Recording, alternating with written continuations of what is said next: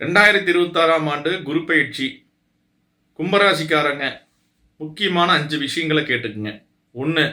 தயவு செய்து இந்த காலகட்டத்தில் எக்கச்சக்கமாக கடனை வாங்கிறதும் ஆகாது, கொடுக்கறதும் ஆகாது. இது நம்பர் 1. இரண்டாவதாக, வீணா போயிட்டு வாய்ச்சவடால் பேசி மாட்டிக்க கூடாது.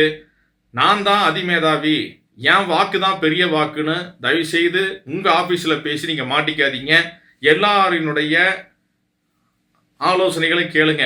அது ஆஃபீஸில் மட்டுமல்ல, வீட்டிலையும் அதே மாதிரி தான். வீணாக வாக்கால் பகையை வாங்கிக்க கூடாது. இது இரண்டாவது.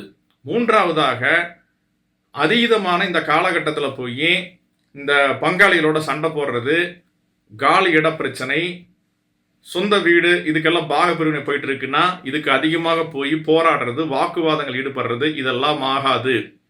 அடுத்ததாக, அதீதமாக ரொம்ப திடீர்னு ஏதோ ராயல் என்ஃபீல்டு கையில் கிடைச்ச மாதிரி, இன்டர்செப்டர் கையில் கிடைச்ச மாதிரி வேகமாக வண்டி ஓட்டணும்னு திடீர்னு தோணும். ஓட்டி தயவுசெய்து எங்கேயாவது கொண்டு போய் நீங்கள் மோதி பிரச்சனை பண்ண மாட்டீங்க. எதுக்கால வர்றவங்க அவன் தான் பாதிப்படைஞ்சிருவான், பிரச்சனைகள் வந்துடும். இது வம்பு வழக்கு வில்லங்கத்தை குறிக்கும்.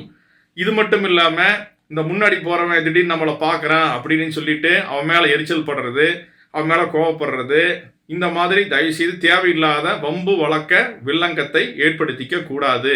அதே மாதிரி இந்த காலகட்டத்தில் ஒரு காதல், இந்த விஷயங்கள் ஏதாவது ஒன்று, இது நல்லா புரிஞ்சுக்கணும்.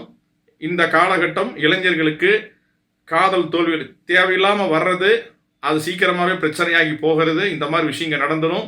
அது மட்டும் இல்லாமல், அது அப்படியே குடும்ப வாழ்க்கை எடுத்துக்கிட்டோன்னா கணவன் மனைவியிடையே தேவையில்லாத பிரச்சனையை உருவாக்க பார்க்கும் 6ஆம் வீட்டில் இருக்கக்கூடிய குரு. இதை கவனித்து பார்த்துக்குங்க. இந்த 5 விஷயங்களை கவனிச்சுக்குங்க. வேற பிரச்சனையை ஒன்றும் இல்லை. இந்த ராசி பலனை குழந்தைகளிலிருந்து முதியது வரைக்குமெல்லாம் பேச மாட்டேன். ஏன்னா ஜாதகம் தான் ரொம்ப பிரதானம். இருந்தாலும் இந்த குரு பயிற்சி ஒரு முக்கியமாக இந்த ஒரு 5 விஷயத்துக்கு கொஞ்சம் கவனமாக இருங்க அப்படின்னு சொல்கிறோம். கவனம்னு மட்டும் இல்லை, இதை கேட்டுக்குங்கன்னு சொல்கிறோம், அவ்வளோதான். ஆனால் உங்கள் ஜாதகோட திசாபுத்திகள் நல்லா இருக்குது அப்படின்னா பலன்கள் சிறிது கூட குறைக்கிறது அப்படிங்கிறது நடக்கும். ஆனால் இதை கவனமாக எப்போவுமே வச்சுக்குங்க. எந்த முடிவு எடுத்தாலும் ஜாதகம் பார்த்து ஒரு முடிவை எடுக்கலாம். ஏதாவது பணம் காசு கொடுக்குறோம், ஒரு கடனை வாங்குறது, சுப செலவுகள், சார் நான் வீடு கட்டுறேன் வாங்கிக்கலாம், ஆனால் அதீதமான கடனை போகக்கூடாது. அதை தான் இங்கே பேசுகிறோம். வாகனம் எடுத்துக்கலாம், ஒரு சிம்பிளான பட்ஜெட்டில் பாருங்கள். இல்லை நான் பெருசாக தான் எடுப்பேன், அப்போ வெயிட் பண்ணுங்கள், அடுத்த வருஷம் எடுத்துக்கங்க. காசு ஏற்றிக்கிட்டு பெரும் கடனை ஏற்படுத்தி கூடாதுன்னு சொல்கிறோம். மற்றபடி உங்கள் ஜாதகம் தான் எல்லாத்தையும் தீர்மானிக்கும், உங்கள் திசாபுத்தி தான் எல்லாத்தையும் தீர்மானிக்கும். நன்றி. நமசிவாய்.